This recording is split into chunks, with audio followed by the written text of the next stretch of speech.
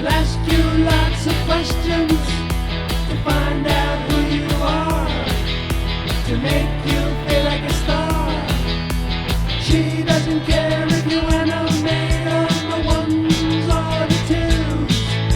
She just wants to get to know the real you. Oh, yes to that.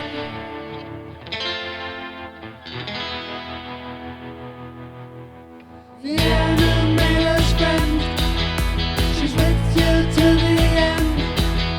She'll be your new best friend. After cocktails and coffee, the conversation is so carefree. She doesn't care if you animate on the ones or the twos. Just sit back, relax, and time will fly by. Here we go.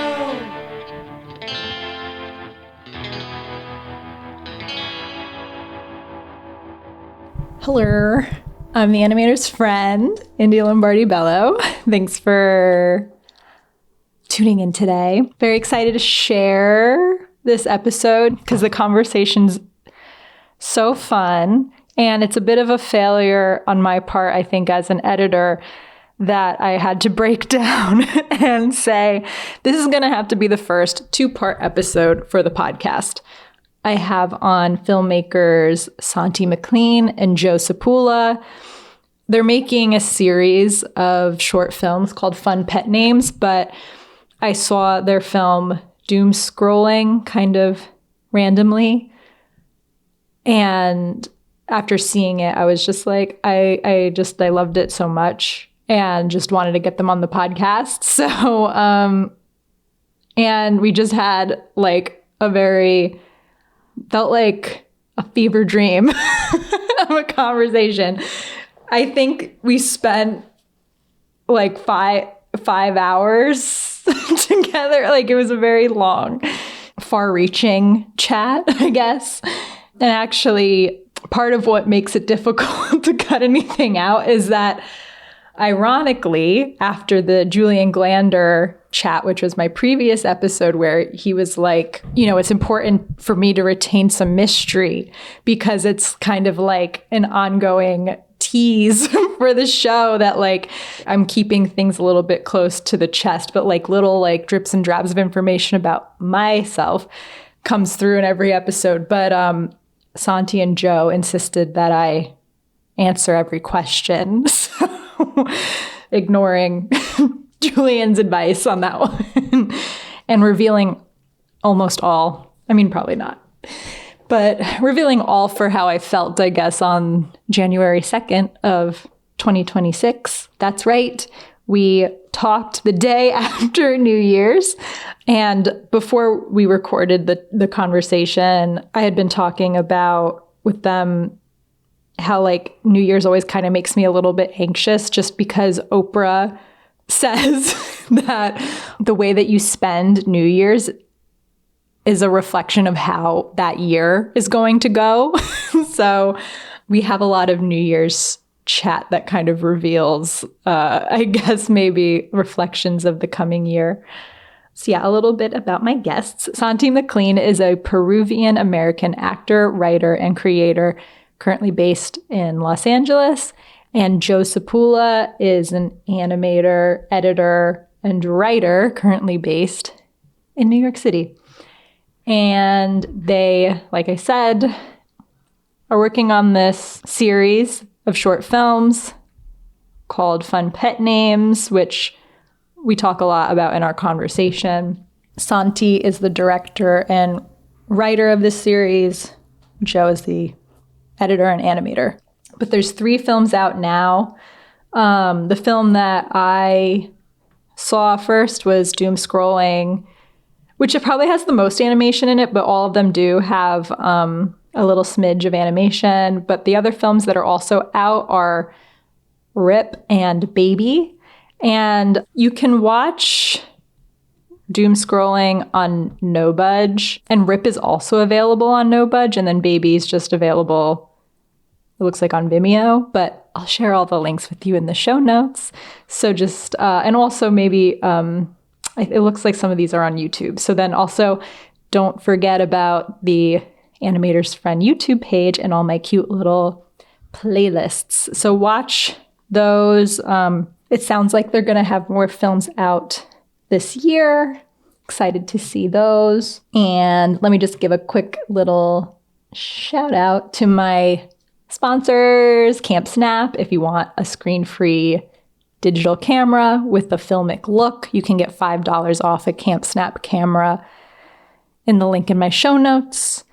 And if you also want to get started podcasting, or you need podcasting services for your business, or you have a thing that you're trying to advertise on a podcast, might I recommend Podbean for all of these. And you can also find links for getting started with Podbean in my show notes. A little bit of my podcast, I don't know what to call it. I don't know if it's housekeeping, but I think, so this episode's coming out this week.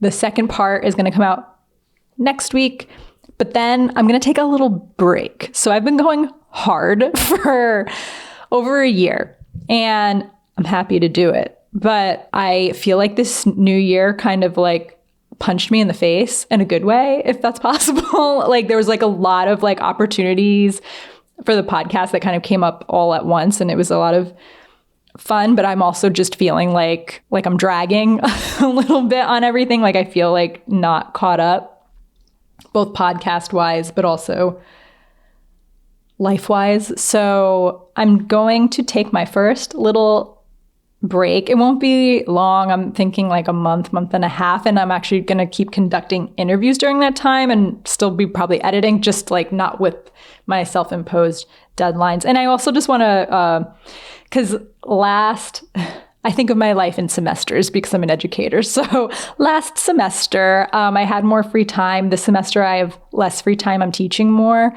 So last semester was easier for me to do more episodes. This semester, less so. So I might go back to doing once a month instead of twice a month. But I'll be back soon regardless. Keep up to date on Instagram at Lucky Dog Face.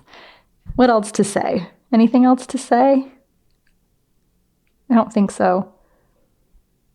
I think you're really going to enjoy the first part of my chat with new friends of the pod, Santi MacLean and Joe Zappulla. I loved doom scrolling. That's why this is happening, because I saw it through Talia.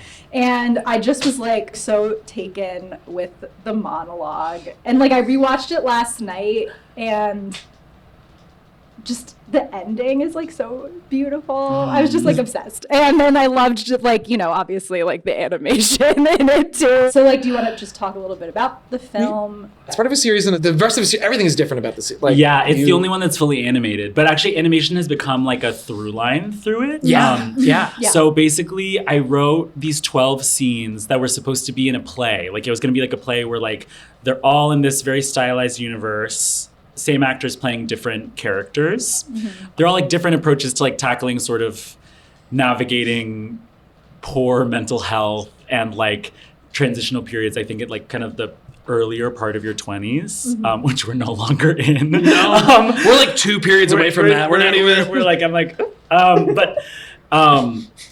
a lot of it's a lot about it. Like, I would say it's like a like queer heartbreak and like mental illness and just like post-college anxiety. Yeah. And a lot of them are pretty, like, I would say, fucko. Like a lot of them are like the only way to think about it. Yeah, that's the uniting thing. Vulgar, like, and then doom scrolling is not kind vulgar. of Fucko's different than vulgar. Yeah, it's fucko / vulgar. Like, yeah. Fucko Rising. Yeah, fucko Rising, and then Vulgar Moon, and what's the sun? Something like terminally online. Yeah, like also like internet culture, like how sort of we experience emotions, but we're also like being fed so much information. And then we're also performing it back out. Like we're processing it and then performing it back out through things. And then doom scrolling is sort of it's like one of the climaxes of the whole series. And it's this moment where it becomes a little bit less about the heartbreak part and it literally just becomes about anxiety. It was going to be originally like a person standing on stage, and it was going to be kind of abstract theater is going to be the idea. And then when we started working on them as films, Joe created this emoji through line. Which Santi is my favorite writer. Santi has been always like my favorite playwright, and getting to work on all of his things has been, which I've been lucky to do as an actor and like now as editor, animator. Yeah, Joe was in my first play. Yeah. This is the first time I've ever acted in a play, and I was like, wait, theater's incredible. But in reading Fun Pet Names, the full play, Santi does the greatest thing I've seen a writer do, which is just puts in emoticons in in dialogue. Smiley faces. Just like, and it really did feel different than like ending a sentence on a pier. It was just so funny. Yeah. And then when we were adapting the first short, we were like, how do we adapt a smiley face in film? Yeah. And we had a couple, like, do we do it like a text on screen? Yeah, or like the Instagram like face filters and stuff. And then we landed on these emoticons, and then Joe was like experimenting with Blender. He's like always trying to like learn new crafts. Like at one point he was working on to be a wizard. I don't think I've been. I think I'm a level 0. Yeah. But I'm not. But at one point he was like working on like a full like green screen movie. Like I feel like you're really interested in like technology. It was about a woman falling in love with a Coca-Cola freestyle machine. Yeah. And so then when we got to this one, he was like, what if we did like a fully animated one? Yeah. And so then this one was with like the Mimo, with the fucko Mimojis. But it was like an actual character in the thing. It's honestly was really cool because I've been learning about filmmaking as we've been making these shorts, because I like went to school for theater and I have more experience and like confidence in making theater. And I feel like I know how to make theater. Yeah. But with film, I feel like my like taste hasn't fully aligned with like my ability, because there's like so much more like of a financial element in filming. It's like, and then also like there's like all these things that are completely out of your control that I felt, not that you have so much more control making theater, but I just didn't understand how to navigate it. But then with animating, it was so nice. Like I'd be like, I want us to be on the beach, like, and then like we can move the camera here, and then the camera goes here, and like that was kind of an exciting thing that we got to like learn. Yeah, me too. I mean, my first animated short. I've learned these things, and it's been fun to like jump into Blender and stuff, but I've never been confident enough to actually. So the most important thing was Santi being like, no, this is good enough. And it would be times where I send you like not first drafts, but like second or third things. I'm like, hey, this is really rough, and you're like, no, that's actually it. Exactly and I was what like, I want. Oh, thank God. Because they're. because I think that's our style. Thankfully, didn't need to be too. It's the fucko. It's fucko. I'm like sometimes I'm like, can you make it look worse? That was the hardest thing actually. Can you make it look uglier? Yeah. Yeah, but that's kind of the story. Does that make sense? Yeah. Are we making sense? Yes, I think you're making sense. It's nice to get to like talk about it in like a longer form also, because like it's so funny to talk about it, which is why, because we were figuring it out as we were doing like, it. Scheming like over Zoom for like years now. We've been working on it for years. Wow. I always have found that like writing has been like a nice way to like move through what I'm going through. And I'm like, okay, if I go through something hard, at least I can like make something about it. But at that time, like I felt like I didn't have like any clarity over like what I was experiencing. And I like was like bored by like the idea of narrative. So I was just writing like stupid one-liners in my notes app. And so then each scene became like, I'm like, okay, I'm going to take January and like find all these lines from my notes app and then like Mad Libs them into a scene and like find a way for them to make sense. Yeah. And so for doom scrolling, it was like I had like a few different like rants that I had written at work. Yeah. And then I pasted them together and then like changed details so like they weren't about like my actual life specifically. Like, and then also added in a few things that like I thought were like important, that I was like, oh, this is something that happens when I spiral out. Like the moment where like I'm talking about tomorrow I'm going to change my life. Like I'm going to do this, I'm going to do this, I'm going to do this. Yeah. Like I never wrote that down like actually, but I have had like, I'm like, that is like a part of spiraling out that I think is important it's like to add how you in. think you're going to immediately pull completely out of it, out of the spiral in one I'm going to change everything. Honestly, New Year's energy. New Year's energy. Totally. Yes. It's Wait, not all going to also, be fixed. For New Year's, do you have a word for your new year? No. I don't do it. You don't do one word? Okay, and we won't force And you. we won't force, but that is. What's your guy? Like, what do you? What? And my word this year is grind, Oh. which is kind of like a crazy word to have for your new year. I'm Like, surprised. it's the first year I've had like an intense New Year word, like where Look at you on a podcast the was next like, day we're talking about grinding. grind and mindset. You're gonna sell supplements. Yeah, it was actually funny on New Year's. I didn't really know anyone where I was on New Year's. Like I was there with like two friends and then like a bunch of friends of friends, and I kept going to people like, "What's your word?" And like people would be like, compassion for Yeah. myself. And I was like, mine is grind. Like Compassion for yourself was actually 3. that's Grind 3 is words. 1. Someone said to me self-care. And I was like, that's also 2 actually words. 2. But Joe's word is really good too. My word's punk. Ah, punk. how are you defining punk for 2026? It's a great question. Kind of Like it just punk sounded gotta stand cool. outside of it. Yeah, punk. I listen to a lot of Green. I don't know, just like not adhering to the whatever systems might like like being against the government in my head. The government like the even just the way that we've been doing this has been punk of like not trying to do. You said like that, festivals, well, because for these shorts, like we're making them all for like no money. Like a lot of people, they'll like put like thousands of dollars into a short, and like most of the shorts we've made for like under $1,000, and we're not really spending money on like that many festival submissions. Like this one is on No Budge. Shout out No Budge. Yes. I'm scrolling on No Budge. But like. We'll like submit it to like 1 or 2 places, and then like if it gets in, we're like great, and then if not, we're like okay, well like let's figure out how to share this, because like we want to make more and like share it and have that be the exciting part rather than like sort of the shine. The idea was never like fitting it into this. We want it. This will be good for this pipeline. This is going to be our like pilot thing that will then present the actual thing that is in the systems of like. Yeah, and I feel like it's such a unique, like, because it's Santi, again, like, pitched this in an amazing way. These are, like, scenes. They're going to be short films, and together it's, like, a film, technically, but also it's an album. It's an album, yes. Yeah. It's an album, first and foremost. Because, like... like which which is punk, all the different It's a punk layers. album. At some point, like when we have all of them done, I want to have like an album listening party where like we get a bunch of people together and we watch the whole thing. But then it also feels like it's like we're watching a feature. But then also it's like it's my third play. But it's also none of those things at the same time. So that does feel punk. So I feel like punk and grind together, especially because also a goal of mine for this year is we have 7 more that we need to do. We have a lot to do. Because we've done like kind of like completed 1 a year and then completed 1 while also working on another one each year. But this year I'm like, I want to do 7 this year. Like, and so which is like normal escalation, which feels like we can handle that. And I'm like, that requires grind. Totally, and like some discipline.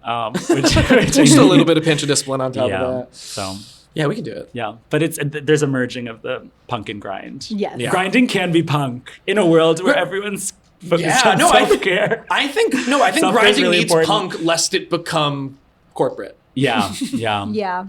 We're grinding to still be poor. And then, Joe, I'm curious about like you learning Blender. I initially learned it to do game design, to make assets for game design. I've been also like real hobbyist making games. I made one game for a short that we made for Fun Pet Names. We were playing with the idea of like how people will show a video and then there's also like a gameplay underneath, and like that's like a way, or like a slime video underneath. And instead of using like copyrighted like Temple Run thing, Joe was like, I could make an actual like playable game. Yeah, because wasn't there in...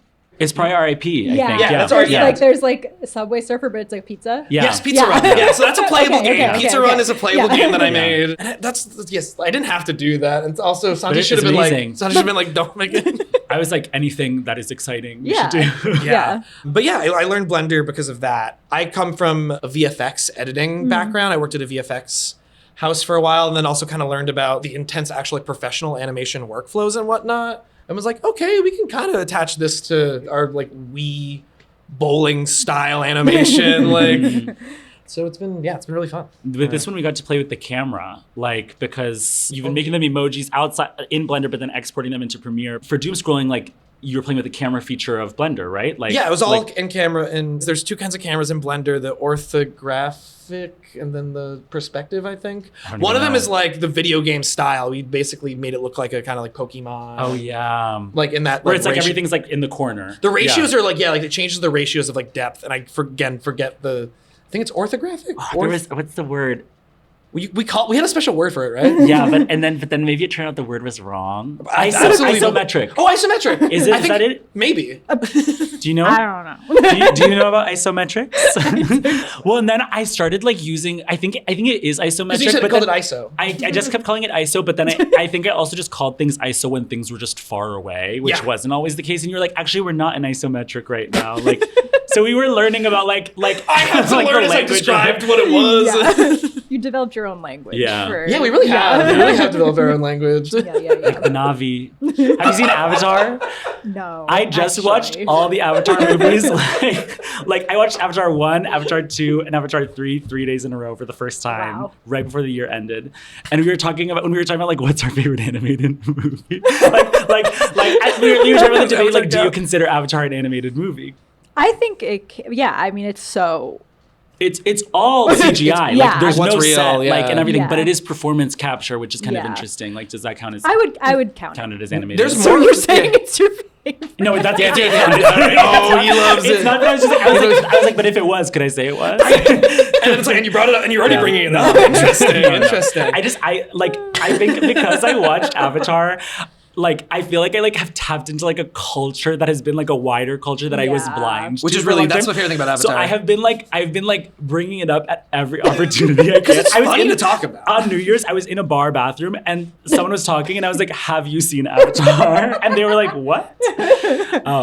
Really? Yeah. When you asked that to them, were you expecting them to talk about the third one or just any Avatar? Well, honestly, there was kind of like a kind of racially tense moment in the room, like, God. and someone was In like the bathroom? in the bathroom, and then someone was like, "We're all white," and then I go, and that wasn't the case. That wasn't actually true for everyone in the room, and I was just like, "We're actually all blue. Have you guys seen Avatar?" Like I was like de-escalating, like which is like kind of like a theme of Avatar, like you know, Yeah, there's, we're like, all blue? No, we're all blue. I didn't remember.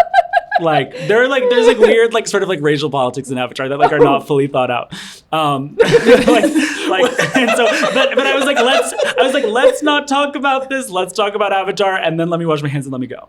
Anyway, Oh my enough God. Avatar talk. You know, I don't know. I just had to check that box. No, now your before Avatar this pod was is over. coming soon. Okay. I'm going to need to hear more about Shout that. out James Cameron. So funny. James Cameron's actually Joe's dad. Oh. No, like he turns out he's like a huge nepo baby. Yeah, Joe Cameron. Joe Cameron. I grew up on submarines. Yeah. It's just like I always grew up underwater, you know, just growing up with dad on the Titanic on my Yeah. first steps. Yeah. He actually kind of punk and grind as well. He like because James Cameron is not punk. he comes from humble beginnings and he like Less is like that make a person punk. and he was like Avatar is important and everyone was like it's not and he was like it is and then they're like okay maybe it is. Anyway, I actually don't know that much about it. So we're not gonna, no more Avatar talk. Well, I can see like where it's like why would somebody green light something Yeah. like that? So, but he was So just random. like he's just like no, And make it this into a is it. whole franchise. Yeah. It's just loves they want water it to that be much. 6 movies. 6 movies. Six movies? So this is the third one that just We're came only out. halfway through? We're only halfway through. But it's not like God. promised. Like every time he's like, we don't know if we'll get Yeah. greenlit to make the Didn't he rest say of them. like if it doesn't make enough money, he's going to hold a press conference where he like Tells- spoils the yeah, he plots spoils of the the rest next of them. movies? Wow. That's That's That's kind of kind of punk. punk. Yeah. press conferences. I mean, part of no, if he like graffitied it, if he went up and like dropped it to the banner of Yeah. it. So Avatar is It's our up for favorite. debate. We're inspired by Yeah. Avatar, the way Yeah, of it's our, water. it's our number one influence. Yeah. I can see it. Yeah. It's true. How did I even bring up Avatar? I don't know. I genuinely don't know, and that's why I was like, I really want to talk about it. Like seeing red instead of like seeing blue. I want to do like a face. There's a lot of blue in this room, to be fair. Yeah. There I'm actually sure is a there lot is. of for the listeners. I'm seeing it Yeah, actually I have everywhere. seen that. It's on the- That's why- it's on the Their ceiling. jacket's blue. Oh, it is. Oh, My wow. jacket's blue. Well, I think we're ready to get into the questionnaire. It is the second day of 2026, so thought it would be good to ask some firsts for the year. So, question 1, what's the first song that you listened to in 2026? Yeah. Be honest. I know, and I have to be honest. And I'm not counting whatever was playing at the bar because one, I didn't know what it was, and I okay. don't remember. Yeah. And I didn't want to be there. And I didn't actively choose to listen to it. I was really zoning it out. And I got so overstimulated at the function that I just went outside and put in my headphones. And the first song I listened to, which is a stressful song, it was like from the new Geese album. It was Long Island City, Here I Come. I'm not familiar with Geese. Fair. I've been hearing whispers. Yeah, unfortunately, like What's like the genre? I think it's like They're not punky. They're like, I think they're like Alternative? what alt rock is like. They're, but they're like somehow a combination of like loud and chaotic instrumentations with like a piano and like singer songwriter like lead vocalist, and like the vocals are he's got a very like deep, unique voice. But they are the like, unfortunately, like Brooklyn, like they've become the like Brooklyn the cool band right now. They're almost like, if that pops up on a Hinge or whatever, just like be wary. Be wary of Joe. No, I'm not going. I'm not gonna be on it. Yeah. My first song of the year, I think, was the new Doechii song. So I have this thing where like I will queue up like 6 songs to fall asleep to in the nighttime. And our friend Talia makes fun of me because she friend says, of the podcast. Friend of the pod. Shout out Talia, Teton, Frank Stemple. Shout out Stickbug. Shout out Stickbug. Out soon, but she like there have been times where we've been on like trips together and she's like, you listen to like music with like a beat to fall asleep, and so but I think like the new Doechii song, it was like kind of calming and like it's featuring SZA. It's called Girl Get Up. Kind of good energy for the new year, kind of a grind, Very grind. song. Yeah. And I think that's the first. I think I like got in bed and put that song on. Yeah. I think. Yeah, the first song you like actively chose to put Yeah, on. because I didn't hear anything.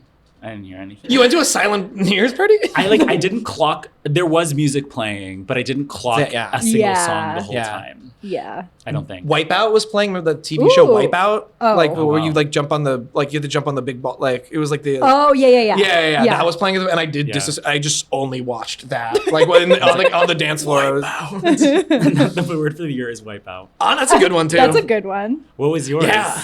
Oh, I feel betrayed by what it was, because like so it was just that like I just put it on, but not like realizing- with any like, and Yeah. I was like, if I had been thoughtful to like, this is like how I'm setting off the year. Yeah. I would have not chosen. So would I. Same boat here. It's actually kind of podcast related, because I do have a playlist where I put all the songs that we like talk about. So it was like I was listening to part of that playlist, and it was previous guest had mentioned Suzanne by Leonard Cohen. Ooh. And I like Leonard Cohen a lot, but like that's not my favorite song of his. It's kind of like a dirge. Like it's very just like, Whoa, Leonard Cohen dirge. You know, just like Isn't that a lot of his songs? They're like all, I don't know. He's got some that are like more uplifting in sound, but maybe the lyrical content's like a bummer. But you know, Have you ever read Leonard Cohen's The Book of Longing? no. That is actually a huge reference for fun pet names. It's like, it was like, which, and I actually don't know that much about Leonard Cohen. I also have not finished the book, like, but it's just like a bunch of like poems. I think he like spent like a month in a monastery, and he just kept being like, I like would love to be touched. Like they're just like they're it's like really sad. Like but they're kind of random. Like Yeah. and I was like, this is kind of the vibe. That is the vibe of fun. it. Random things that I want to be Yeah. touched. So that's kind of manifesting, like, you know, maybe there's a connection between the first song, the first podcast of the year. Is podcast related in 2 ways? Podcast of longing. Yeah, the podcast Podcast of longing. You're listening to Okay. 2, what's the first thing that you ate in 2026? Oh my God. I thought we had the same answer, but I was because we did go get betrayed. breakfast together, Yeah. but then again, because Santi sent along the questions, and I saw the first 3, I guess, and I was like, oh no, I would have really spent New Year's different. Oprah's gonna be pissed. Oprah's at gonna you. be like, Oprah, the first thing I ate a bacon, egg, and cheese in bed, laying down. I was soup line. I fell asleep before finishing it. A I bacon like and cheese from where? New Roxana York. Gourmet. Shout out to Roxana Gourmet. That's punk, okay, yeah, right? That's pretty punk. The rest of the podcast is debating what's punk. Yeah, not finishing something, eating in a way that you could, choking hazard is funk. But no, my cats woke me up when they were trying to get the food underneath my, that I had like kind of been like snuggling with a little bit, like the other half of the bacon, egg, and cheese. I didn't have to share that, but that's kind of what happened. And that is the first thing I ate. That's on the record. I feel like I'm like an oath. I'm honest. I know. Yeah, I would never lie. I would never lie. No. We should have said that at the beginning. Yeah, we should We're say honest. we're gonna swear It's on our actually in the guest release, release. yeah. I'm like, You cannot lie. like I can lie, but then I have to say that I was lying. Like when I said that his dad was James Cameron. Oh yeah, that's a lie.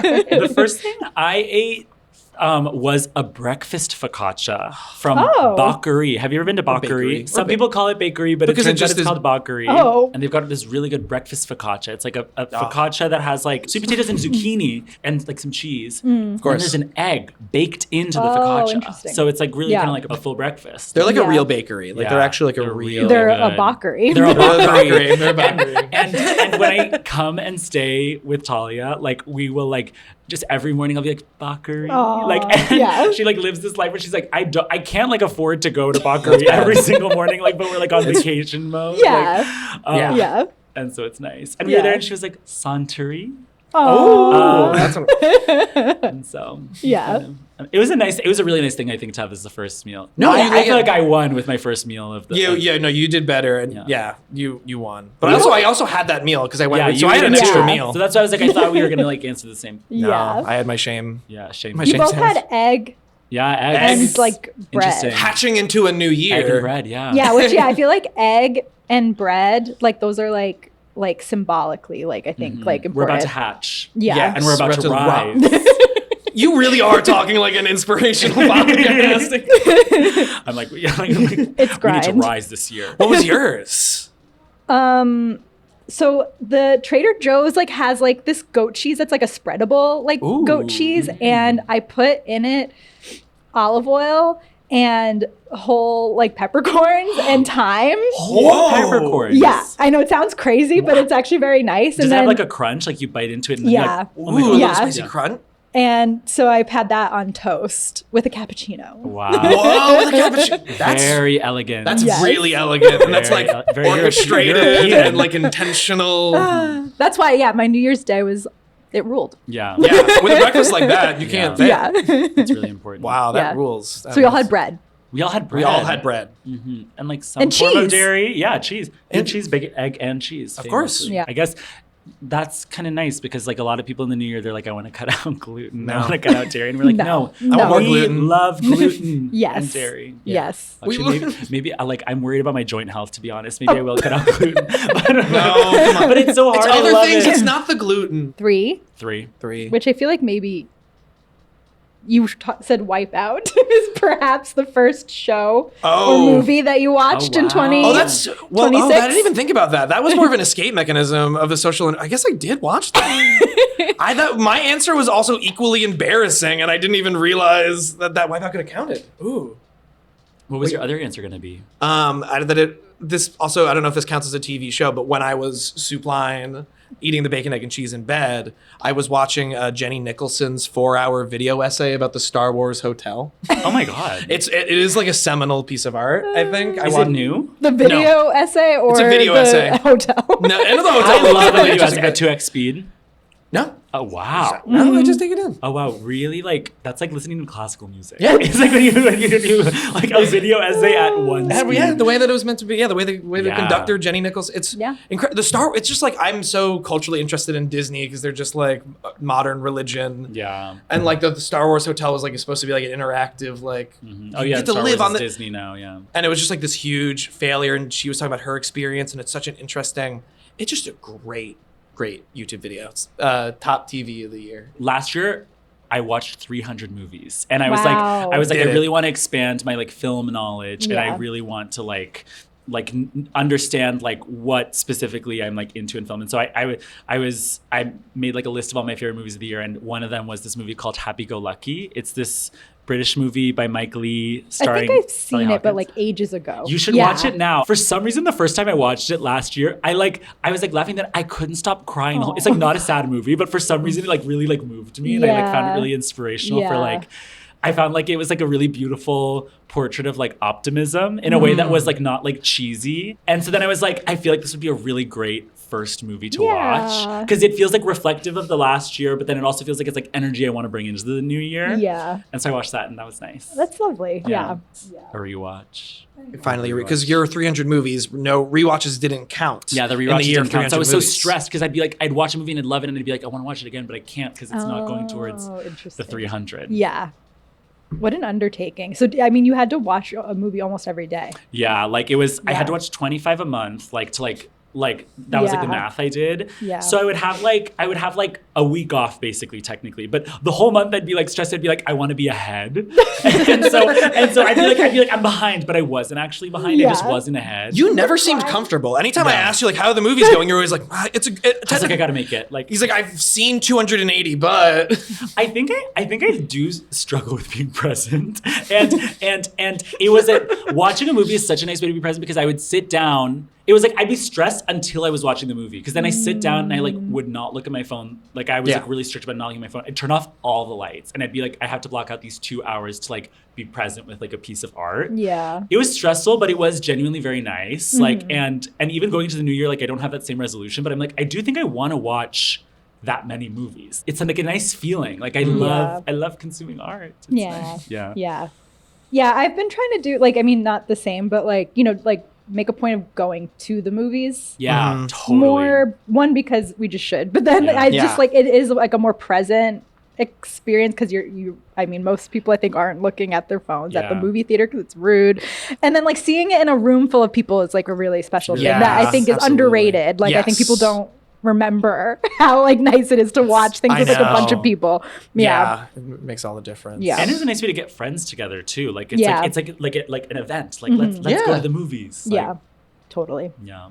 Yeah. To see Avatar. Very special. Yeah. Fire and ash playing in Dolby 3D. Which I did. What was the thing you watched? The first thing you watched? I think it was the show Stick that's on Apple TV. It's like kind of new. I have like just like a free trial right now for Apple TV. Oh, get it all in like- there. And I was like looking through like of what to watch and like surprise, surprise, I'm a podcaster. I love Mark Maron. Yeah. You know? So and he's- R.I.P. What? His podcast is over. Oh, yeah. this is how you found out. May it rest. Not me. Do you think that if he was dead that he would want people to find out on podcast? Yeah, I think only there's going to be delivered on podcasts. Yeah. Audio Has to be only audio podcast. only. Yeah, audio only funeral. Audio.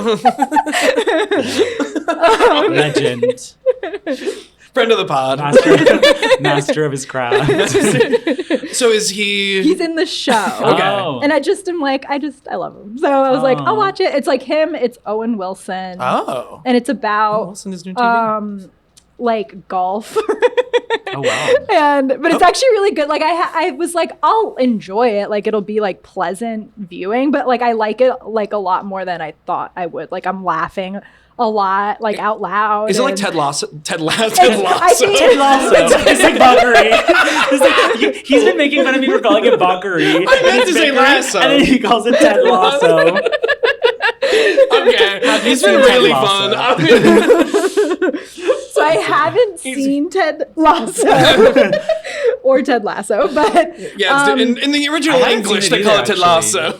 but I know that it's supposed to be very like inspiring, uplifting Yeah, kind show. So I imagine that like a show like Stick runs because Ted Lasso walks, you know. So that's it for the 2026 questions. It's not gonna get any better for me, but So thank wait, God. did you read anything past the 2026 questions, or you were We just read like through them no? all. Okay, all, but I was like, Some I like disassociated. I was like, I actually can't think about that. Like, I was I like, know. I'll Some think we're about gonna that. find out. I put some intense But ones. some intense ones, you and put I was like, okay, like, I think I'll have to think about it in the moment. Like, I don't think I can. But based on where the headspace is already at, I'm really worried. then I'll never get like Ted Lasso out. I don't know where we're. Okay. 4. What was your last celebrity sighting? I have a list. You have a list. A lot of my friends live in New York, and in New York, we'll like always like you'll run into someone in the subway, like or you'll run into someone on the street, like, and it's this nice like part of like New York culture. And our friend Talia, who we keep bringing up, Teton, she has a list of every time she runs into someone in New York. Yeah. And in LA, that doesn't really happen. I feel like I just run into like niche celebrities, like, and so I was like, I'm gonna write down every time I run into a celebrity, and so I have a list. Where is it? Who is the last celebrity I saw? Oh my God. Oh no. I was at a Christmas party and I was talking to two friends, and in walks in Roderick from Roderick Rules. The What is- Diary of a Wimpy Kid? Diary of a Wimpy Kid. I need to look up his Oh. name. He was also in You're not gonna believe it, Avatar. Roderick. He was in Oppenheimer. He was in Oppenheimer. Wow. Actually, there's no service, but Roderick from Roderick Rules. But actually, the two people I was talking to, I went nonverbal. I was like, guys, something crazy just happened. Like Roderick from Roderick Rules just walked in, and they're like, who is that? And they're like 2-3 years older than me, and I was like, it's a generational difference. Like I was like, you guys clearly don't know about like, and they're like, we're the same age. But there was like a niche thing. I'm like, I do feel like you guys kind of missed out on Diary of a Wimpy Kid culture. And so I like saw him and I couldn't speak. And then like once I finally did speak, they were like really like underwhelmed by it. And then our friend Amelia, she was there and I was looking at her and I was like, I know she knows. And so we then later were like, we saw Roderick from Roderick Rules. So he was the last celebrity I saw. Okay. Does that count? Is that a good one? I think so. Yeah. Roderick absolutely I counts. love him. Yeah. Did they make the Roderick Rules movie? There's like... They did make the Roderick Rules movie. Have you ever seen Diary of a Wimpy Kid? No. No, I Okay. haven't. So I've read the books. you've never okay. No. So it's, Maybe this is a generation. Yeah, this is a... I don't know. I think it could be a youth. I think it these could books be that a were youth really divide. popular when we were in middle school. Also, there's an interesting thing. Do you have siblings? Okay, you have younger siblings. One, yes. But I Same. guess I have 3 younger siblings, and then I'm also the oldest cousin. So I have a lot of everyone Yeah. around Yeah. me is younger, and so I Yeah. do feel like I am around like there's some pop culture that I consume, or maybe just like things that I hear about that like I'm like versus friends who are my same age who Yeah. have older siblings. Yeah. They'll be like, I feel like I identify more with like the millennial because we're technically Gen Z. Are we? Are you 97? No, 96. You're millennial. Am I? And Wow. You're the last year of millennial and the first year of Gen Z. Wow, and yeah. so some people That's one of the other divides that we bring together. Yes. Coast from a coast, from me, New York, and you in LA. But Diary of a Wimpy Kid, it was like a book series. and then they got turned into these movies that like have become kind of memeified. Like sometimes you'll see like, or at least on my feed, I see like fan edits of the Diary of a Wimpy Kid movies that came out like over a decade ago. And then like I feel like there must be thirst edits of Roderick because he's like the mean older brother and he's like in like a punk band. He's punk. He's like kind of like a bad kinda punk. boy. Like Punk. anyway, that's Roderick Rules. No, I feel like New York brain is like, I really only look for like interesting, just like subway. Like in 2020, taking the train and seeing a group of friends and they shared 3 collective ferrets, but the my ferrets were like God. all running throughout their sweaters and like ferrets. sweatshirts subway? on the subway, and they like made like a 3-person jungle gym that their ferrets were like all moving through. Wow. And we were like, it was incredible. That's so Yeah. beautiful. Sounds incredible. I love New York so much. I've always wanted a ferret. It's my dream pet. Really? Aw. Yeah, but they're illegal in LA. At one point, I was really low. It was like I walked out of the house and without consulting my roommates, I was like, I'm going to Petco.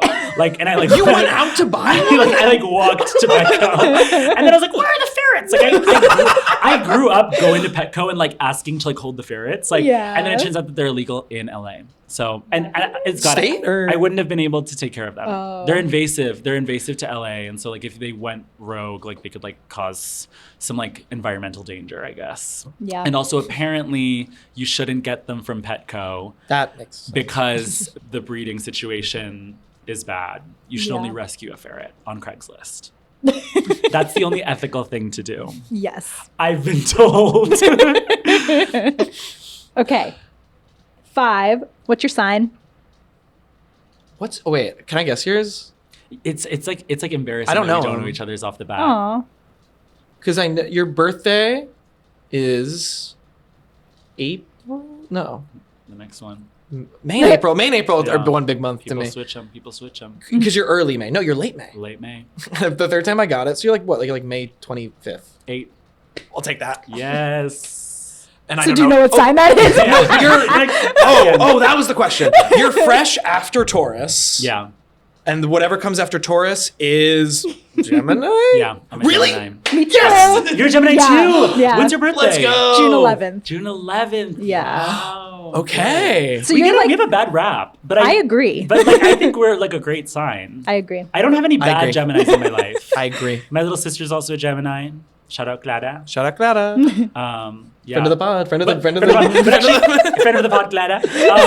But actually, there is a line in one of the other fun pet names where I think someone says like, "It's so hard being a Gemini. Like I'm so crazy. Like there is like something I like did write that down at one point in my notes app and then put it in. I like feel like, but I feel like people say we're two-sided. I think that's such like, it's like, oh, the symbol is like two faces. They're two-faced. It's like Yeah, maybe we're media literacy is dead. and media literacy is dead. Mm-hmm. I think it's like there's duality to like I feel a lot of duality. Like Yeah, agreed. I feel like I'm simultaneously like a very silly person, but I Yeah. also feel like sometimes I'm like too serious. Like and I feel like both those things are like really true about me. Like they're both kind of at the forefront. Or like I'm very emotional, but then I'm also so repressed. I'm like I have my shit together, but then I'm a mess. Like I feel like I identify with those things about being a Gemini. And they also say Geminis are very creative, and so I identify with that. I like to have like a bunch of different things. Do you feel that way too? Yeah, and when I was younger and knew like less about astrology, like I felt like, oh, I'm indecisive, and that's Gemini because it's like I'm two, you know. Two. And it is January 2nd, 2, Whoa. and we met at 2 p.m. And it's 2022 right now. Angel numbers. Angel numbers. If you see the numbers, you have to listen to them. And this came up in the podcast at minute 22. It's 3:05. Oh, no. Oh, God. It's 3:05. Shout out Miami. Friend of the pod. I need to fully run away from the mic when I get a call like that. Oh my God. I mean, Gemini, it's like they're very like social and they're good at like reflecting the other person. So I always joke that it's a good podcast sign. Ooh, the pod sign. But then it's like I think it's hard to it's hard to get to know a Gemini like truly because they're kind of just like you know what I mean. So yeah, I feel that. Yeah, I'm like no one knows me, but I'm like I have so many friends. Like, it's like I have no friends. But that's not true. No. I love my friends. That was a lie. Yeah, that was actually a lie. Lie detector. That was a lie. But it's true. Like, but then this is when I get into the thing about astrology. I'm like, this is like true of everyone. Like, I'm like, I feel like everyone is multifaceted. Totally. And like, Yes. But I feel like I identify specifically with the multifaceted thing. Some people like to have fixed things about their personality. Yeah. And I definitely I'm not one thing. You can't pin me down. I'm two things. I'm two things only. It's harder to pin me down, but you I'm can. not 5 things. I'm two. I'm two things. It's different. You're two things. Good and bad. Yes. So do you want to guess Joe's now? Okay, I think that's so funny because I think you're a sign that I always say I don't have this sign in my life really. Which I love because I don't. Sagittarius? Yeah, exactly. Yeah. Wow. So it is just your time, right? Yes. Yeah. We share, I guess, half birthdays because Yeah, they're opposite. I'm Gemini December and 11th. So I think we're exactly half. Oh, wow. That's so funny. Yeah. Fully. Yeah. Opposite of the year. Joe had a crazy birthday. I did have a crazy thing, which is party. I think it is going to come up because it is my current fixation. Oh, okay, so I won't even bring it up. Not the party, but the theme and how it's taken over my. No spoilers. Spoiler. Ooh, watch. If you're listening to this part, turn it off before you listen to the next part. I also don't relate to the Sag. You don't? No. Sagittarius, they're like kind of stubborn, right? Is that like a No, they're not.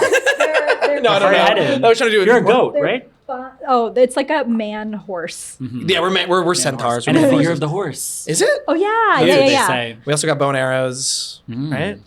Maybe. Like an Avatar. Yeah. Like an Avatar. Yeah. Last Avatar mention, I swear. No, and honestly, but every Avatar movie is a Sagittarius because it comes out at the holiday season. Oh yeah. Sagittarius is like restless. They're like fun and funny, but like crazy, but like not like crazy, but like like a manageable crazy. Yeah, like a fun crazy. I feel like that does apply. Unmanageably crazy? Yeah. Okay. Because, I guess back when I was initially seeing, they were like, you love to adventure and you love like a spontaneous. You do love adventure.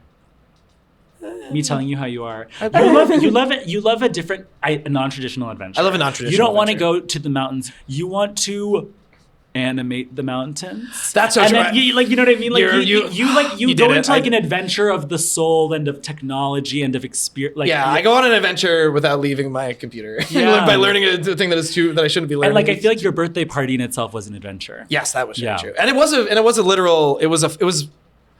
We'll talk about I flew it. a plane, What? He flew a plane, not a real plane though. Okay, we're but I did. Yeah. looking forward. Yeah. Looking forward.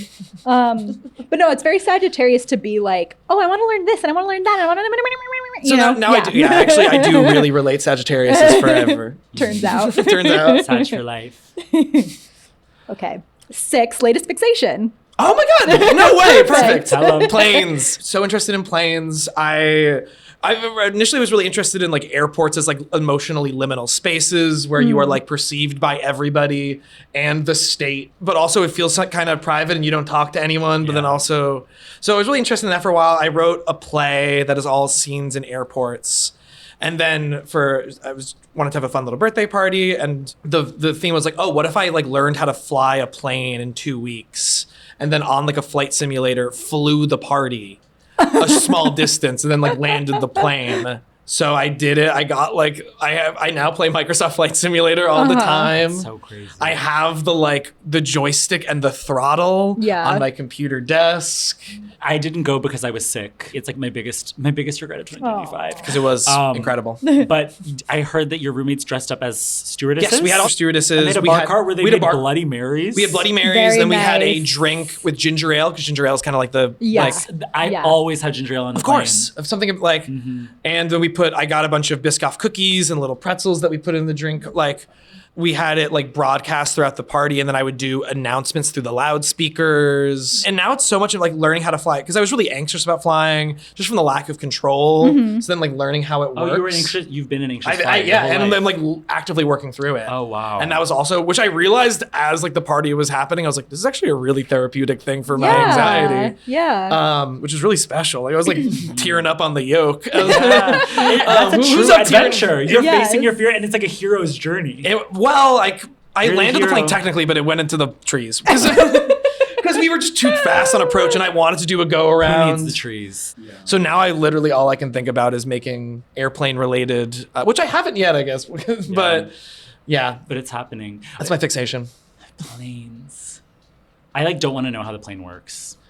It's easier than you think. Molly was Maybe. saying that I think, or someone. Molly was Molly. Multiple people said it made them more someone scared said of that it flying. made them more nervous the next time they were on. But I did a great job, kind of. Yeah. Did you watch Sully? Oh, the rehearsal. Yeah. So I've actually been obsessed with planes for a while. I've seen Sully 13 times. Wow. And you've been Sully for Halloween. And I was Sully for Halloween. That's why I had all my airplanes. And so going into the rehearsal, I was already so excited. Yeah. It's maybe one of my obviously so inspired by Nathan Fielder flying a real plane. Yeah. Insane. And recreating Sully's life. Also watching that, I was like, this is the most targeted for me piece of media I've ever seen. Watching. I need to see it. And I was stressed before I was going to go to your birthday party because I was like, I'm worried there's going to be spoilers about the rehearsal. No. It's just and so I had to watch all the rehearsal beforehand, but I got to make my 300 before I get. And then I got sick, so didn't even have to deal. Wow. Didn't even have to deal. Didn't even have to worry about that. Yeah. Spoilers. So that's really taken over every part of my life. Creatively thinking about planes, socially thinking about planes. My fixation is making lists. And this is not a grind thing. This is not a to-do list. Actually I do make to-do lists too. So it's both. I make to-do lists. Sometimes I'll write them down. I'll like write it down on like an old piece of mail. And then like my roommate will come home and he'll be like, did you do this? Like he'll go through my to-do list, or he'll add something to my to-do list. Shout For out you Nate. to do? He'll be like, Producer of the pod. take the trash out. Oh yeah, He's our producer, but not the producer of this podcast. Nate's produced all the shorts. We should shout out Nate Gibson. But anyway, I love making lists of like, sometimes I'll be like in bed and I have to wake up early in the morning, and all of a sudden I'm like, I want to make a list of like my favorite rap songs that tell a story, like, and then I want to make a list of the favorite rap songs that are like just fun for a party, like, and then like at the end of the year I like love making year-end lists because I watched my 300 movies. I like made a list. I didn't just make a list of my favorite movies. I was like, here's a list of my favorite movies of each month that I watched, like each month I watched. Yeah. Then here's the honorable mentions list. Of course. And then I made a list of my favorite rewatches. Yes. And then I made a list of all the directors that I saw multiple movies of. And then I made a list of which friends I saw the most movies with. Which is the only one that I have a little bit of. We didn't watch a single movie together all year. We made 2 at least. Yeah, but does that not count? We watched I them didn't so log many them on times Letterboxd. If I together. didn't log it on Letterboxd, well, actually, RIP's on Letterboxd. Yeah, and then you is know Doom what? Scrolling on Letterboxd? It's not. And I was It would wondering, do okay. I was wondering why it would do okay on Letterboxd. Can't you add it? I would think that we you can can add it. I made one actually because this year I watched one documentary about a teacher of mine who passed away this year named Zappulla, who she created this movement technique called action theater. And I watched this documentary about her that was on YouTube. And I really wanted it to count towards my 300 movies. So I learned how to make a Letterboxd page for something, and I specifically made it for this documentary. That's is incredible. On YouTube. So I do know how to do it. So I should make one for doom scrolling, honestly. Yeah. And then make a list that has doom scrolling on Yes. it. Because we never watched, but we did spend a lot of time like consuming art on the screen. And I watched some movies that you recommended to me actually. So it was kind of like we were together. Yeah. I watched Close Up. Oh, You recommended Close Up's one of my Close Up. favorite movies. Oh, I love Close Up. Yeah. And what's your fixation? Oh, What's the last celebrity you saw? Did you say that one too? Oh, no, I didn't. Yeah. Last celebrity sighting was Solange. Whoa! And- Amazing. Oh my And God. it was not like I just saw her like on the street. So there's this band called Standing on the Corner. I don't know, like I just feel like it's like a Brooklyn thing. So Oh, is it a Brooklyn? That does really sound like a Brooklyn name band. I'm excited to listen. And I've been listening to him for years. I like them so much. And I've seen like members of the band perform, but never like the actual band. So then my friend was like, oh, they're playing at Sugar Hill Supper Club, which it's like, it's literally like an old supper club. Like it's like an old restaurant. It was crazy. And I forgot that the singer is dating Solange. So like these like 2 people, like very well-dressed people like come in. I'm usually like pretty good at clocking like celebrities. I'm really good with facial recognition, but she was wearing like these crazy sunglasses. So I was just like these fucking people, you know what I mean? I was like, I thought it was like So too fancy. much. These people who are too cool. But then my friend was just like, that's Solange. You're like, that's and I actually was the like, coolest person This actually in the world. is someone that is so cool. and I was like, oh. Yeah. It was crazy. But yeah, she was just like hanging out. Do you listen to her music at all? Not really, but like I respect her. Yeah, but respect. Yes. Yeah. I love her. Also, amazing music videos. Have you seen her music videos? You are referencing, is it Bins, the music video that you Oh yeah, referenced? Bins. We've been. There's always a reference for this stuff. And I then love also the music I video. love the "Don't Touch My Hair" music video. I look at that and I'm like, how do you make things look so cool? Like she's such a cool director too. She directs Yeah. all of her music videos. She's too. just cool. Yeah. She's cool. Cool girl. Beautiful singer. And then Fixation. Fixation. Ugh. What am I fixing? I've been, this is the first thing that's coming to mind. I'm like re-fixated on knitting. Oh, I wish. amazing. I feel like I took like a several year hiatus where I just like wasn't into it. But then this winter, I'm like, I'm back. Let's go. That's huge. Yeah. What, is there like any set project that you're doing or just kind of little? I've been working on a sweater for like a long time, and it's not like it's a complicated thing. It's just that I'm doing stripes, which kind of like takes a that'll lot, add you time. know? So I'm just like slowly working on that. But then for like a faster thing, I've been just like churning out like skinny scarves. Ooh, That's so fun. Oh, the You're perfect gonna bring gift. skinny scarves in. I feel like Are they they were in like right now? They're in for kind 2026. of, they were kind of, but I haven't seen a lot of people wearing Yeah. them. I'm like, this is the easiest thing in the world to just like make, you know? Yeah. So yeah, I've Skinny made scarf, I've skinny made legend. one. I'm Look working out. on another one. Yeah, That's amazing. I'll mail you guys some skinny Please. scarves. Oh my God. I was literally, I was like, don't ask for anything, don't ask for anything. Immediately, I would love, I'm I would love a jealous of- homemade skinny scarf. I love like making things for, you know what I mean, for your friends or for Yes, yourself, like that you can like yes, wear or yes. use, like functional things. Like I'm jealous of people who like, I know I can learn how to knit, but for some reason I've just like decided, I'm like, that's one of those things, like I don't have time to get into knitting. Like I have like, there's like other things maybe, but like I love the idea of making clothes. Like that's so Yeah. nice. Truly, I feel like that's when people know that they can like do anything. Like such a superpower. Super. It's beautiful. Ba-doom.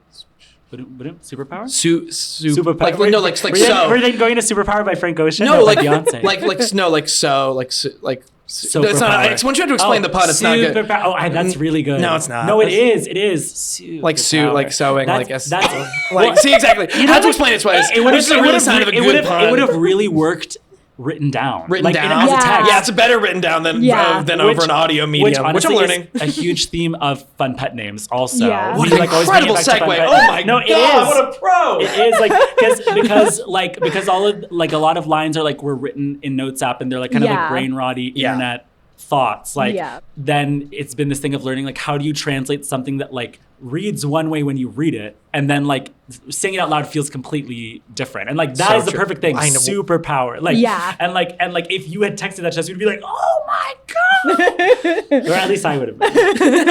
I only speak in for our you. group chat. In our group chat. I would have sent a ha reaction. Honestly, I'll take a ha reaction. Boom, boom. That's the applause That we're like these subtle modern buzz, times. the subtle buzz when you get a reaction, when you don't get it. It's a different kind of vibration, right? It makes like a bloop. Different Something vibrations. like that. But then it turns out it's a thumbs up, and you're like, oh, someone thumbs up my message. I guess it's over. I guess I'm the most hated person in the world. I know it's like horrible. Heart it or don't. Even a heart like these days, a heart. I'm like, you want me dead? Like Heart's not good enough these days? Nothing's good enough. I worry. Call me. Honestly, call me. Honestly, call me. I'm calling this year. I like text it. I can't. Like it's. I need to pick a day where I'm just gonna break my phone. Yeah, that's the plan. And then when I get a text from someone, do you know what I feel? I feel like I get a text and someone. I feel like all of a sudden we're sitting in a room and they are watching me wait to think of what to say. Like I love talking. Like I love talking to you right now because we're just like reacting to each other. Like, but with text, there's like this thing of like I had to think through what I was gonna say and then decide to send it, and then I could also rethink it. Like you have no idea how much thought was put into this, and that is like too much thought for a conversation. I think. Yeah. Yes. Give me a call. Call us. Yeah. Call us anytime. My number is 911. Yeah, we're allowed to say our number. 911. Yeah. 305. 911. Miami. Shout out Miami. Yeah, you have to call the Miami dispatcher. Shout out the police. Kidding. Don't shout out the police. Not me. Oink oink. Anyway. Sorry. Wait, that's punk. Yeah, I'll say oink oink to the cops. Oink, no, oink. absolutely. No, fuck the cops. I've been saying oink oink a lot recently, not in reference to the cops. Not to the- but just in okay, general. but- That's been maybe a fixation Yeah, too. I was just gonna say, saying oink oink. Yes. Yeah. When I'm displeased, or sometimes when I'm too pleased. You're like just a So pig not rolling even around. like a dig at cops, just as like a reaction to like what's happening. Actually, whenever cops come up, I do say oink oink. Hell yeah, Sometimes under my breath and no one hears it. Like I have to say it for myself. It's like feels Say in your mind, superstitious. absolutely. That's the But like sometimes I'll just say like I watched a movie that like sucked with Nate. Nate and I we watched sorry to this. We watched The Terminal, which is a Steven Spielberg movie starring I Tom hate that Hanks. I've watched that only on YouTube Shorts. Ugh. We watched it and it was genuinely so bad and like low key kind of like racist. Like it was like making like I feel like the joke is that like people have accents and it's so funny that people have accents and like and afterwards I said oink oink. And so I was like negative oink oink. But then maybe Airplane movie. Instead of living in an that is an airplane movie. But then like if I really like something, I'll be like oink oink. Like because I feel like a little pig. Like I'm like I just want to eat it up. Yeah. So there's the pig is like is a Gemini and it contains multitudes. Yes. And There's two oinks. Each oink signifies. Anyway. Yeah. I think that. Yeah. So those are our fixations. Those are our fixations. Those are my fixations. Those are my fixations. Saying oink oink and making lists and playing. Okay. 7, what's a trend that you're enjoying? Oh my God. Okay. I am really enjoying. I was not on this wave, but then now I am. The Timothy Chalamet rap verse on the SD Kid song. Do you know about this? It's old, right? No, it's new. It is brand new. So there's like the old videos of Timothy Chalamet rapping, Yeah. but like so recently, like he's been like going balls to the wall with the press for Marty Supreme. Yeah. And there was this conspiracy going around. There's this British rapper named SD Kid, and his like rap song is 4 o'clock and it's German. I don't even know what he's saying actually, so I shouldn't repeat. Well, I don't know. 4 o'clock and it's German. I actually don't even. I don't know. I don't know what he's saying. I haven't looked up the lyrics, but he wears a ski mask.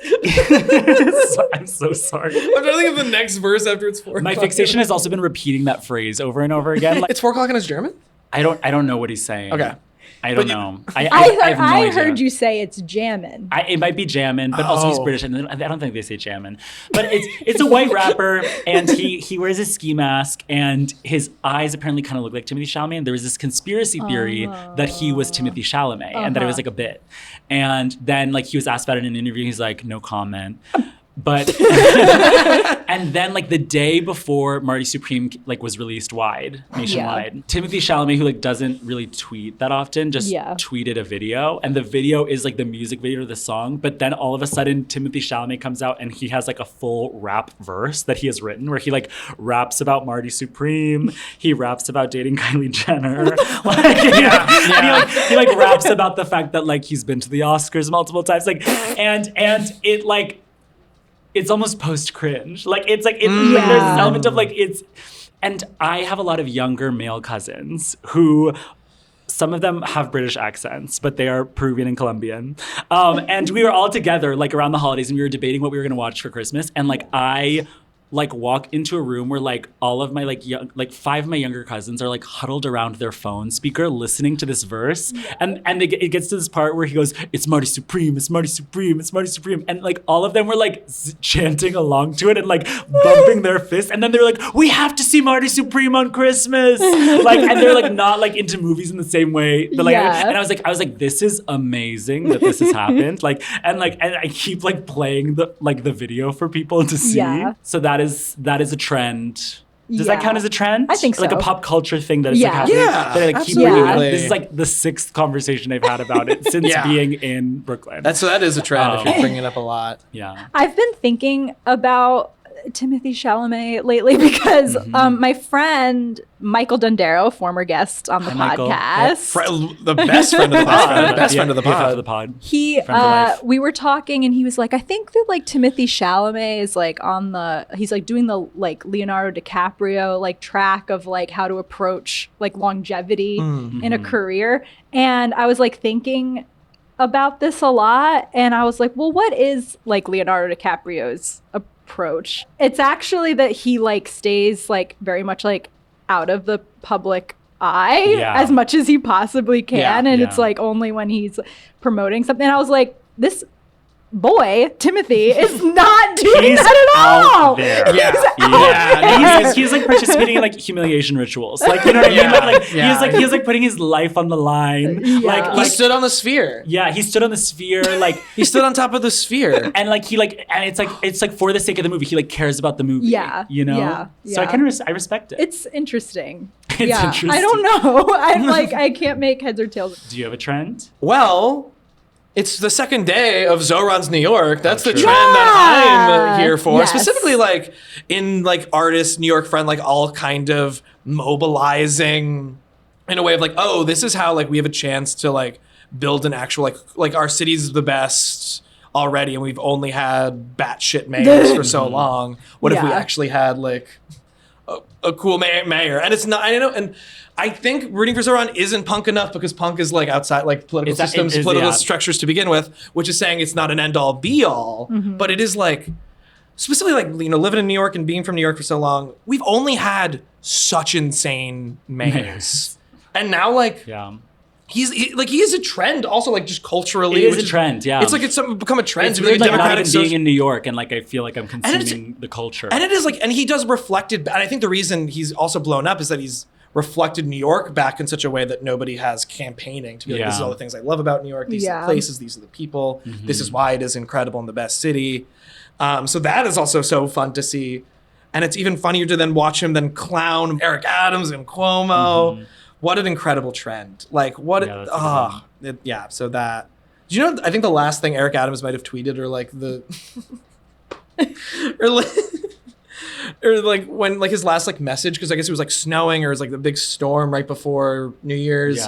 He was like, stay inside, it's baby making weather. Oh yeah, that's true. God. The last things he uses in New York is like, have sex. Like, oh my God.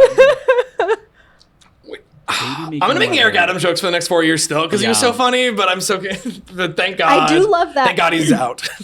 Like, as insane as he is, and I don't like him, I do think that, what's that, like that saying that it's like, all my haters are my waiters at the restaurant of success. Yes. Like, that's genius. All my haters are the waiters. Become at the my restaurant. waiters. I'm gonna write it down.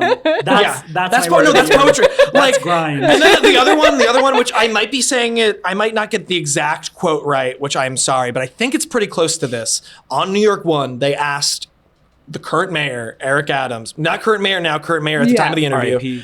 R.I.P. Describe New York in like 3 words. And he was like, New York, you never know what's going to happen. One day planes are crashing into the Twin Towers and a new business opens up on your block. Isn't that insane? It's like, that's true. I guess it's true. Yeah. Oh, yeah. So that's God. that's one. the trend, the Zoran trend. Hopefully not a trend. Hopefully. Yeah, here to stay. Hopefully progressive politics aren't a trend. 5 more terms. 5 more terms. Yeah, hopefully progressive politics. And then the punk thing is that this is just the beginning. Yeah. But that's the thing. Politics are trends. I know. It's and that's so what fucked. that's what is inherently what's so harmful hard, about yeah. or at least current American electoral politics. Yeah. And we're gonna solve it here today. And we're gonna solve it here because we have microphones and this is now friend of the pod, Save America. Okay. What's the trend? What are you? Oh gosh. Yeah, that's I'm never prepared to actually answer the questions. because you have to be like, what is trending? I'm like, I'm as asking, if I'm in your head. I'm like, I'm like trying to think something that will remind if I you think of- of something, you'll think of something. Okay, I don't know that this is a trend per se. I'm thinking about clothes. Yeah. And I feel like in the past, like in the wintertime, I more was like centered on like, I gotta wear tights if I'm wearing a skirt or a dress. But now I'm more into just wearing a very tall boot. And it almost like gives that same illusion, but it feels more substantial, Yes. Love tall rich. Yes. Quiet And like luxury. probably warmer than Yeah. a tight. Then like it's like you can't get through, a boot. Yeah. Yeah. You can't get through a boot. Yeah. It's you're hearing Your it word now. of the year is boot. It's what's in this year in 2026 is skinny scarves and Yes. and long tall boots. Yeah. Yes. Yeah. Yeah. Oh, that's Fashion, animation, podcast. And of course we talk about politics. politics as well. And Avatar. Animators, multifaceted. Multifaceted. Yeah. I'm so sad that this is audio because I keep like doing this. You are doing a lot. What do we call this move But that I'm like, we could, so the how do I- listeners how do we just- know? I'm like, It it's looks like a Fortnite emote. yeah, I'm like, it's sort of like I'm like putting my fists in the air and like sort of like it's almost like I'm You're like like thrusting. You like, are thrusting, but I'm every, like, thrusting, 3 but pumps, it's just you my upper rotate. body. I'm like, Thrusting requires the lower. yeah, well, We'll get it upper on body video. we'll get it on thruster. video. We'll get it on video. Yeah. Okay. 8. What's a talent you'd most like to have? Ooh. Oh, that we don't currently have. Yeah. I got this one, and it's also gonna be a layup for you because it's something my talent that I want is something that Santi is incredible at, which is music. Santi did the score for Doom Scrolling. Oh, thanks. I was wondering about that. Actually. Yeah. It's Yeah. an incredible, like, it's really just built, like, it was like you sent me when you first sent me the monologue. The short was literally a completed monologue sent to me and with music that Yeah. stayed pretty close to what it was Yeah, let me just for the add a final little short, which you like ad-libs. had, like, you are a wizard on GarageBand, and be able to like make music is something that I definitely would like to do, but not to steal your thunder at all because I can't. So it's just No, so it's good. not stealing thunder. You should make music.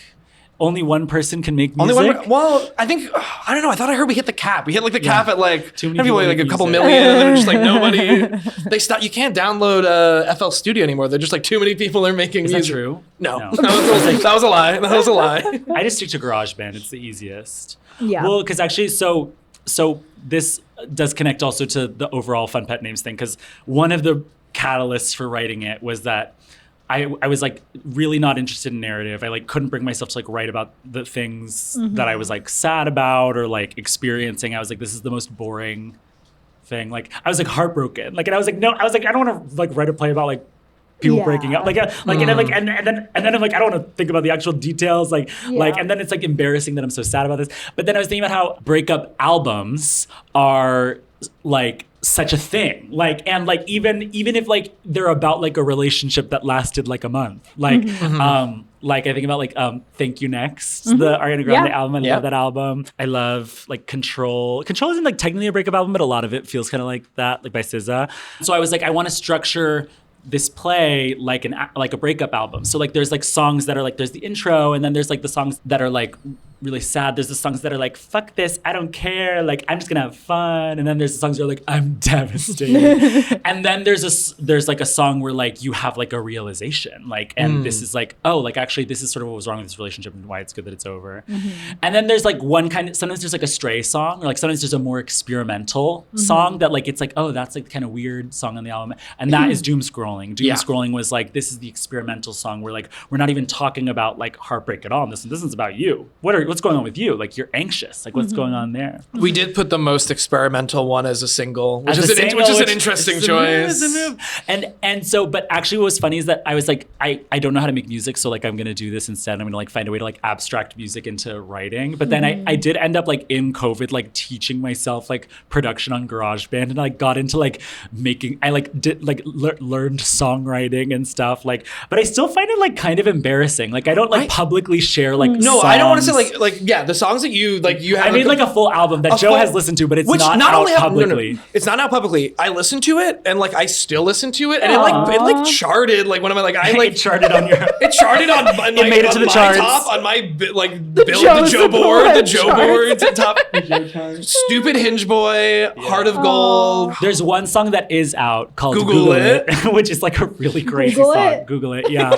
it's like so, I had a friend who she like had like a situationship with like a fireman, and so I wrote this song like from that perspective, being like, fuck this guy, like, and it's in the credits of one of, and so actually through the shorts, I never ended up publicly sharing these songs, but some of the songs end up in like the credits of some of the shorts. Or, like the instrumentals are like stems. The instrumentals, or like no vocals. Yeah, just the stems. Actually, you're right. And so then because of that, I learned how to use GarageBand, and so I've like scored some of the things. So I scored all of Doom Scrolling, and then also at the end of Doom Scrolling, I played a little snippet of a song that I like made, and I am singing in the background. So it's like a little like a dip into like sharing. So that's so sweet. No, yeah, music. You should make music in the new year. It is. I think it's good for the soul. I'm gonna make punk. I'm gonna make like synth punk. Any punk can, is what they say. Any punk can. Oh, what is the talent that I don't know what talent I want to do in this. Stunned you out of flattery. There's something. I feel like there is something, and I'm just like blanking on it. You know what? I don't know if this is the year that I'm going to get it, but this is something I would like in the future. I am fluent in Spanish. It's like technically my first language, but I just only learned it at home, and I was never educated in Spanish. And so also like I'm technically fluent, but like depending on like the day or who I'm talking to, like my grammar gets kind of awkward, and my American accent can get kind of thick. But then sometimes I'm talking and I'm like, I speak Spanish perfectly. But I would love to like learn how to like read and write in Spanish, like, and like to feel like confident in like, because it's weird being a writer also, but then to be like, I don't know how to write in like my first language. And also like humor is like something I rely on a lot, and I feel like I don't have like much of a sense of humor when I speak it. Like I don't know how to translate my humor into Spanish, even though I feel like I have a different sense of humor because of knowing Spanish. But which is actually great, because I've been taking Italian lessons for the past couple months. Like honestly, it's 2.5 years now. Wow. And like it's basically just like talking, like I have to like speak in a full conversation in Italian and like have to describe my like airport birthday party in Italian. Which then is also like in a conversation I have the psychological need to try to be funny, and then I'm like, oh, I have to do this in Italian. So definitely like just like a thing where you like Zoom someone once a week and just talk, and then talk and speak. You Zoom with an Italian once a week? Marco. How'd you find Shout them? out to Marco, friend of the pod. Thank you, Marco. Sorry, amico della pod. Amico della pod. Amico with a C? Sí, amico, then amici for two boys. For two boys. Amiche, two women. Oh, I love that. Yeah. I have to find someone. Well, I could call my family actually. But I get so embarrassed. I get embarrassed about my accent. No, but I do, but also like we have the conversation, and then like I end up being like struggling, like, oh wait, how do I say I will? And then he's like, oh cool, and then he writes out like future so it's like mostly conversation and then like one grammar lesson. That's good. Do you speak a different language too? No. I took like many years of French, but like I feel like it's like more or less like gone. Yeah, it's gone. But then I'm Italian, and I never like learned Italian. but I feel like I know it better than I should just because of like the slang that gets like used in the household. Yeah, absolutely. Or it's not even slang; it's like actual words, but we like it's like used as like Italian American slang. The only thing I remember my grandfather saying to me was because he only spoke Italian was just like mangia. That's like manja. Manja's like things just get thrown around. And it's like I feel like my parents use it to be funny. Like my dad always is like ashbet. Just wait. Yeah, that's amazing. It's so dramatic. It's so funny. Italian is funny. Do you have a skill you want to learn in the new year? Oh, jeez. Man, we're gonna pay. Sorry, it's coming. Whose podcast is this? Hello, you're listening to the Animator's Friend. What's the talent I'd like to have? Backflips. Backflips is good. How about I can say a talent I wish I pursued. Ooh, that's a question. I should like something that like you didn't that like you had natural talent for, diverged. but you didn't go that way. Gymnastics. Oh yeah. Whoa, backflips. Because on my dad's side, like I think it's like his aunt. She actually was like an Olympic like athlete, like won silver. Oh wow. I forget God. like what she did, like what her actual like thing was, but like I had like a natural talent for like I actually don't think it's a women's sport, but like maybe I would have been the one. The rings. Yeah, cool. I was really good at the rings. Like throwing them? Or no, like where you hang from and then you like flip. Yeah. Which I don't know the rings. And my mom like had been like, you need to do gymnastics. And she was like, tell me when at school like they start the enrollment for like gymnastics, and I just didn't tell her. Because I was just like, I didn't care. I don't think it's good for your body long term. Probably not. Heard. Yeah. So maybe you dodged a bullet. Yeah. My sister used to do gymnastics also. I just got self-conscious that I had shouted out one of my sisters, one of my brothers. Well, I have one brother, and not the other one. So now I'm shouting out Lucy. Shout out a friend of the pod, sister of the pod. Yeah, she also let go of gymnastics. What did she do? What was her thing? I don't actually remember, which I feel like a bad brother for not knowing. Like, but I remember like it was like my thing was acting, my brother's thing was soccer, and then you're like, and her thing is gymnastics. But then she stopped doing gymnastics, and we were like, oh. Like she doesn't have a like she didn't want I don't think she was passionate about gymnastics. Let me know. If you listen to this far, Lucy. Let us know if you were actually we're taking a call. Were you actually passionate about gymnastics? Yeah. So interesting. But I don't know. So maybe it was fine. Yeah, it's all good. It's all good. No regrets. But it'd be cool to have a skill like that. And it's kind of connected to me saying flips. Yeah, that's what made me think. I think directly. I think it absolutely did you up. I was like, that's just so weird. Now I'm realizing. I was like, you heard me? Like, you listened. That's so sweet. So nice. I just want to be heard. Okay, 9. What were you like in high school? Oh God. Oh my God. Okay, so actually last night I was with a friend of mine from high school, Annie. Oh yeah. Annie from the pod. Annie and I went to high school together. And so I would say, and a really funny thing, I'll elaborate further, but we were talking, I was like, Annie, we were losers. Like we were like, that's where I'm coming from. We were losers. We were theater kids. I loved it, and I loved all of doing theater and all my friends, but we wouldn't eat in the cafeteria. Everyone ate in the cafeteria, and we would eat down in the they called it the D wing. And it was where all the theater classes were and where the black box was and where rehearsals were. And so we would eat in one of the classrooms during lunch. The theater teacher would tell us to eat down there, but really he was kind of isolating us from the rest of the student body. Was it just you and Annie?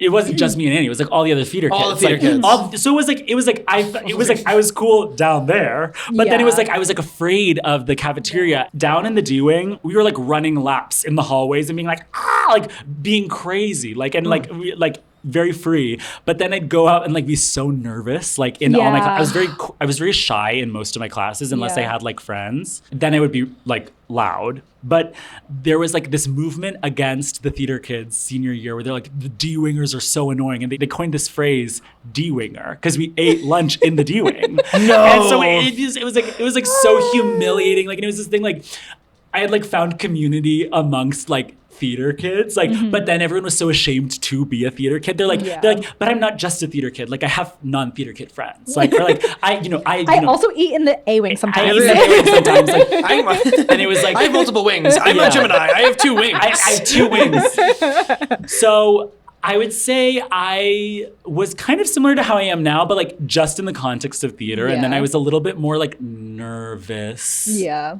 I was out in high school, which I feel like is not everyone's experience. I like came out when I was like a sophomore. And a huge thing that I had actually in high school was that like, I remember like Glee was really popular when I was like in middle school and early high school. And so like, it was this time where like people were still pretty like homophobic. Gay marriage wasn't legal, but there was this trend of like everyone wanted like a gay best friend. And I remember like I came out and I was like, I'm not going to be anyone's gay best friend. Like I was like, I'm different from other gay people, and I'm not annoying. Like I like had all these like I had like a lot of like internalized homophobia, and it was weird like being confident enough to be gay to like be out at that age, but then not kind of confident enough to like have like really good like gay friendships, like and gay community. Like I didn't really have that in high school, despite being in theater with like other gay kids. Like I think felt like we were like all sort of like in the corner, like with guns pointing at each other, being like, we're all different. Like who's gonna win? Like, but was everybody out? Or there were a few. I would say there were like 5 of us. Like, and also like a lot of us were like not super like active, not actively practicing gays. Like, and then I remember my sophomore year, this one gay guy like joined theater, and he was like, I fuck. I meet up with people on Grindr. And we were like, what the fuck? Like I was like it was like he was like into like sort of like the gay hookup culture that like I then like learned about like in college. Like he was, and I was like, I'm not like that. I was like very like prudish almost. Like I was like, I'm not gonna like hook up with a stranger. That's disgusting. Like I was like very like sex negative. Like now I feel like I'm very sex positive. Like, and it comes out in the huge part of Fun Pet Names. Huge part of Fun Pet Names. Like, huge part of doom scrolling. Yeah, we're talking about sex. But so that's how I was in high school. Yeah. Those are a few stories. Yeah. Yeah. It was interesting. I didn't hate high school and I didn't love high school. Yeah. I felt Gemini about it. Yeah. Yeah. Yeah, feeling Gemini. Did you feel that way? No, I hated high school. Were you Gemini about high school? I was a Gemini. Gemini. Or you were Sagittarius? I was Sagittarius about it, and I went to a Catholic school, and I hated it, and I'm not going to quantify being a loser. And looking back, and this is something it's like so horrible to call. I know, it is such a I've been using that word a lot recently, and I don't. And if anything, this is like a point of. It sounds. This is like a description of where I was at. I would like not in gym class. You could go because I went to and we had like no arts program, and it was like all a bunch of athletes. And because we had so many athletes, like our football team was huge. We had a really good gym, and like for gym class, you could either like go on the play on the track, whatever, do sports, or you could go to the weight room for like the football kids so they can like get an extra workout in their gym class. And I would go to the gym and sit and watch my friend play Super Mario 64 on the DS. I wouldn't even play skip gym. Yeah, I would just like watch him play on the DS. Oh.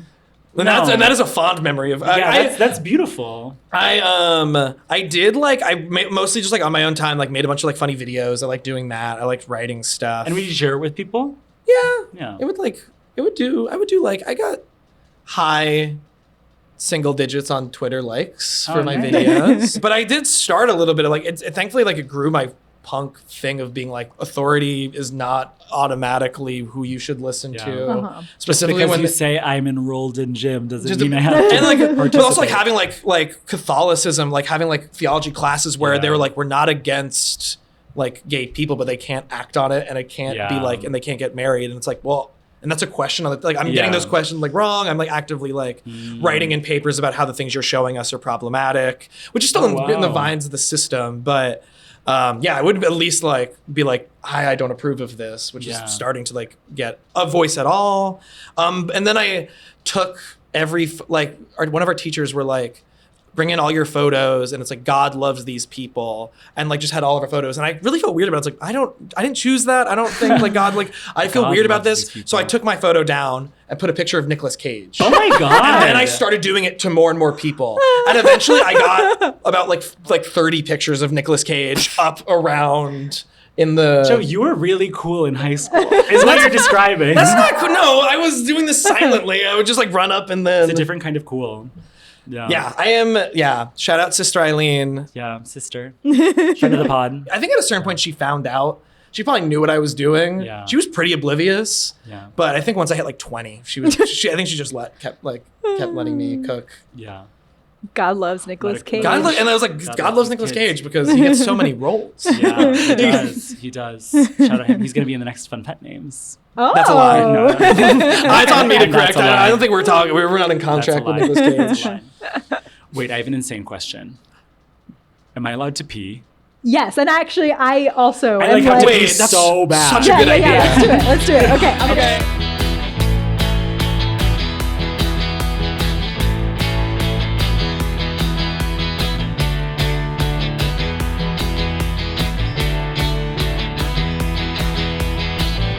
This podcast is recorded, edited, and produced by me, India Lombardi-Bello. Digital marketing assistance by Arnesh Kundu. Design by Sawyer, Rippon. Music by Cloutmeyer. Special thanks to Talia Frank Stempel for connecting me with Santi. Thanks to Michael Dundero and Christy Kish, Multadult, and my mom and dad.